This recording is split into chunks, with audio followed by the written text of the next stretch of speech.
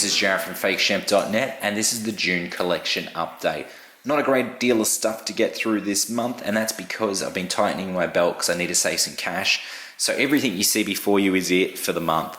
Now, if you hear some strange noises in the background, that's Archibald Bentley, my pug, and he's chewing a bone. In fact, it looks like he's devouring it at the moment. So let's move straight into this. I'm going to start with the 10 for 10 deal I picked up from Cash Converters. That's 10 DVDs for $10, only that 3 of them are no longer there because I've already traded them off, but these are the 7 that remain, which I'm pretty sure are all going straight into the collection. First up is the Michael Ritchie 1986 comedy classic Wildcats with Goldie Hawn. Also has Wesley Snipes in his first major motion picture appearance, and Woody Harrelson's thrown in there for good measure. The track American, I think it's called Football Rap by LL Cool J is so infectious in this film. They're played throughout the film. It just literally stays in your head, and that's Archie choking on the bone over there, if you heard that. Wildcats, a lot of fun. Moving on, Evolution from Ivan Reitman. This is one that came out when I was doing ushering and projection in a cinema back in 2001 from memory. And I was super psyched for this film. One, yes, because it's Ivan Reitman. It had a great cast. It felt like a new generation Ghostbusters. But I was pretty disappointed, and I never went back and watched it. And it's been 14 years since it's released. So yeah, it's probably overdue to have a look at. I know it's got its fans out there. So yeah, I'm willing to give it a shot, especially for $1. Evolution. Next up is the 2009 remake of Night of the Demons. Night of the Demons, the original, a lot of fun, classic of the late 80s. Night of the Demons, the remake, not great. Good though, enjoyable. Looking forward to revisiting it. Has Shannon Elizabeth and Edward Furlong, star of Terminator 2, Brain Scan, and Pet Sematary 2. Actually, I think he looks reasonably healthy in this one too, not too obese or not too drug-whipped. So, Night of the Demons, Archibald's left the room, so it's a bit quieter again. Next up, Super Troopers from the Broken Lizard guys that are responsible for Club Dread and the Slam and Salmon. I read about a month back that Super Troopers 2 was going to Kickstarter, and then within launching in less than, I think, 24 hours, it had made its target and then some, and that it was all toward, obviously making Super Troopers 2, which I'm super excited about seeing. But upon that news of, them doing the Kickstarter crowdfunding campaign for it, I realized I didn't actually own Super Troopers on DVD. So I picked that up, and yeah, in this, only cost me $1, so very happy with that. Moving on to the next one, which I think you could easily describe as a guilty pleasure, and that's She's All That with Freddie Prinze Jr. and the beautiful Rachel Lee Cook. Looking forward to checking this one out again. God, there is a huge cast in this. Matthew Lillard, Paul Walker, someone I've never heard of, Kevin Pollak, Kieran Culkin, Usher, Anna Paquin. Yeah, look, I remember seeing this at the movies when it came out in the late 90s. Looking forward to revisiting it. I have a soft spot for it. It's one of the better late 90s teen movies, kind of up there with Never Been Kissed for me. Moving on. Detroit Rock City, Edward Furlong, there he is again, which is a surprise because I didn't remember him having done this film, but obviously seeing it straight away, I remember that he was in this movie. Great film, can't believe again that I haven't owned it until now, so really happy to add that one to the collection. Detroit Rock City. And then the last of this is one that typically I wouldn't show because this is one for the wife more than myself. Matilda, but I've never seen it. It's based on a Roald Dahl book from memory. No, it's not. It's from... Is it? Yes, it is a Roald Dahl book. Sorry, yeah, there you go. Charlie and Chocolate Factory. But it's directed by Danny DeVito, and I really like his sort of dark comedy like Death to Smoochie and Drowning Mona. But yeah, so I'm looking forward to checking that out. So that's 7 of the 10 that I picked up from that Cash Converters deal. Moving on, I'm going to go to the local releases before I hit the imports. First up, the Jason Reitman film Men, Women and Children. I really dug this. Jason Reitman directed one of my favourite films of the last decade, Young Adult. Also directed Up in the Air. This is a pretty cool drama based on a book. I believe that I've seen the film theatrically, but I believe the book's slightly more edgier. But regardless, I really dug the film. I felt like it could have gone a little longer and explored a little bit more.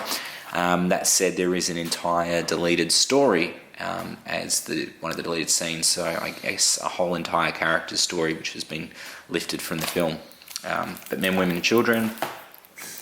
Next up is the JB exclusive of Reanimator that Umbrella's put out, the 2-disc edition that has the theatrical cut and the integral cut of the film, with the really cool new art by Simon Sherry, and they're individually numbered. It looks like, yes, I landed with 324. Ordered this online. It's actually as rare as hen's teeth now. I think there's only about 100 or so left in stores, which is a pretty good result for a special edition of a mid-80s horror. Yes, in the local market, but Reanimator, very cool. Next up, the JB exclusive of Birdman, which is got a sort of O card on it, which is different from the regular trade version. And then inside you just got the regular trade cover, but then you've got these double-sided art cards, which are quite nice. Kind of like a, I don't know, art deco-y sort of look to them. I don't know what you would call that. Pop art. That's probably a bit more correct. But anyway, moving on to the next one is Chappie, which is a film I kind of had mixed feelings about. Neil Blomkamp, I really dug District 9. I actually really dug Elysium as well. Chappie is probably my least favourite of the 3 films, but I was still drawn to it. I'm not a fan. In fact, I'm not a fan of all of Diane Wood. I felt that Yolandi and Ninja in this film were just badly cast. They're not actors. They shouldn't have been in the film. They were wearing it far too much. They really bugged the shit out of me. I think it could have been a better film had they not been in it. But yeah, I enjoyed it. I didn't love it, but I enjoyed it, and I'm looking forward to revisiting it. This is the JB exclusive that has like an extra content. Onto one of my favourite films of this year, a most violent year. J.C. Chandler, who did Margin Call and All Is Lost. I think this is his 3rd feature. Just incredible slow burn American drama with, an element of thriller about it, but it's largely ignored at the Academies, which was a shame, I felt. But yeah, Most Violent Year, very cool film, definitely worth checking out if you're a fan of 70s American maybe thrillers. It's very much in that vein, but it kind of plays more as a drama, I guess, these days. Very cool. Theory of Everything, which I enjoyed. Saw this in Sydney back in March. Dug it. Thought it was a very cool film. Looking forward to revisiting it. This one's really kind of the wife's more than mine. SpongeBob movie, Sponge Out of Water. We watched it the other night.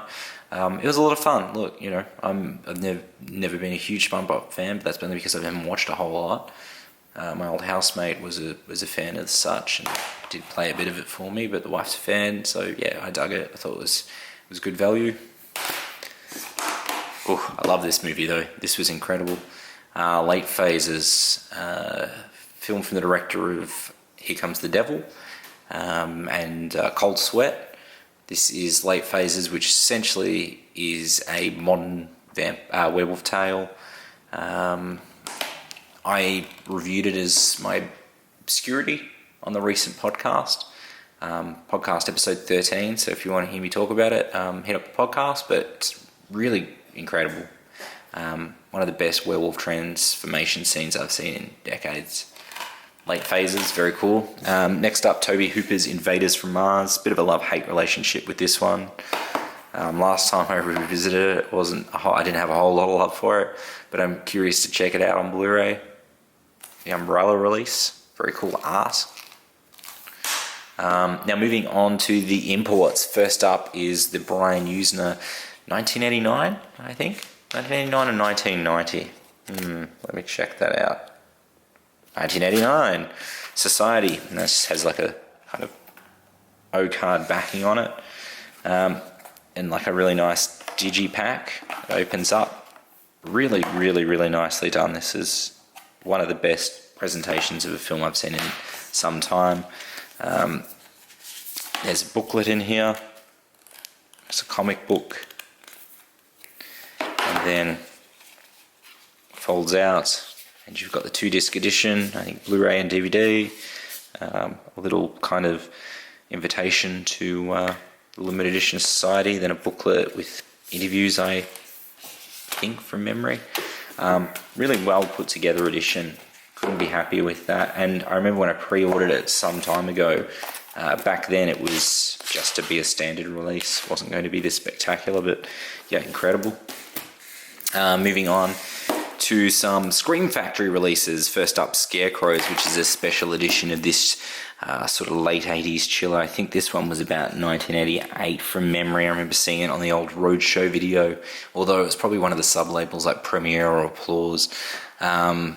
Yeah, looking forward to checking out some of these special features on it. Scarecrows. Then next up, Sleepaway Camp 2, Unhappy Campers, with Pamela Springsteen in the lead. And then she returns in Sleepaway Camp 3, Teenage Wasteland. I believe there's new content on this. I know they tried to contact Pamela Springsteen to do stuff, but she had no interest in sort of participating with it. But yeah, looking forward to checking both of those out. And that's the end of the update for June. So thank you so much for watching, and I'll see you in July, potentially for an equally quiet update. But that's not so bad, because then I don't waste your time ranting. Thanks again, and I'll see you next month.